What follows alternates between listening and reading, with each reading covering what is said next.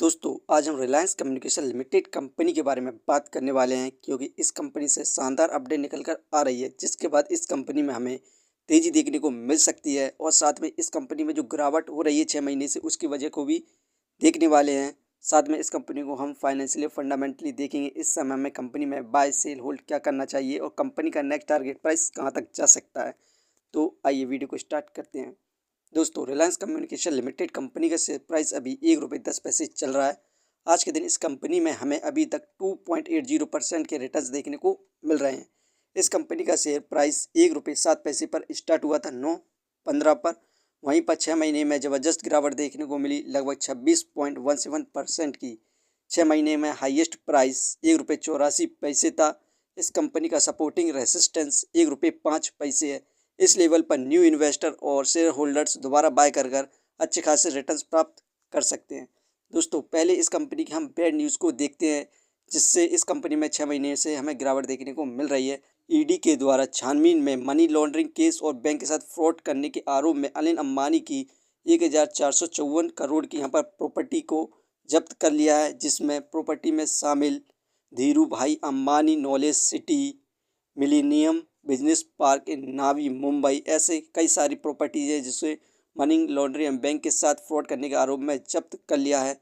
अभी इस पिछले ही month prevention of money laundering act यानी PMLA के तहत अभी तक ईडी के द्वारा पिछले महीने 7,545 करोड़ की प्रॉपर्टी जब्त की गई थी। टोटल यहाँ पर 8,997 करोड़ की यहाँ पर ईडी के द्वारा छानबीन में प्रॉपर्टी जब्त करी जा चुकी है। दोस्तों इस कंपनी यहाँ पर गुड न्यूज़ को देखें तो यहाँ पर UCO बैंक द्वारा एक्स रिलायंस कम्युनिकेशन डायरेक्टर किकर्स के ऊपर बैंक से जो लोन लिया था उनके साथ फ्रॉड करने का आरोप लगाया था, लेकिन UCO बैंक पूरी तरह से फेल हो चुकी है। उसे साबित नहीं कर पाई कि इन्होंने बैंक के साथ फ्रॉड किया है और ना ही कोई नेसेसरी डॉक्यूमेंट यहाँ पर मुंबई हाई कोर्ट के सामने रखा, जिसके बाद मुंबई हाई कोर्ट ने इस केस में अभी होल्ड कर दिया, रोक लगा दी है, जिसके बाद इस कंपनी में हमें ज़बरदस्त तेज़ी देखने को मिल सकती है। वहीं पर इस कंपनी को हम फंडामेंटली देखें तो मार्केट कैपिटलाइज 296 करोड़, जो कि पेनी स्टॉक्स है उस हिसाब से ठीक है। डेप्थ ऑफ इक्विटी 0.49 इस कंपनी पर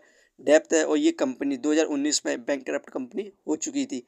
रिटर्न ऑफ इक्विटी 0.22%, ये हमें पर ईयर लगभग 1% से 1% के रिटर्न भी प्रोवाइड नहीं कर रही है, क्योंकि इस कंपनी में हमें गिरावट देखने को मिल रही है। अर्निंग पर शेयर -36.67 नेगेटिव में चल रहा है, डिविडेंड दे नहीं रही है। बुक वैल्यू -349.79, ये शेयर इस समय हमें बुक वैल्यू से बहुत ज़्यादा हाई प्राइस पर मिल रहा है। इसकी बुक वैल्यू नेगेटिव में चल रही है। Face value 5। दोस्तों इस कंपनी के फंडामेंटल ठीक नहीं है, लेकिन ये कंपनी फ्यूचर में अच्छा खासा परफॉर्मेंस करती है तो ये कंपनी के फंडामेंटल काफ़ी अच्छे हो जाएंगे।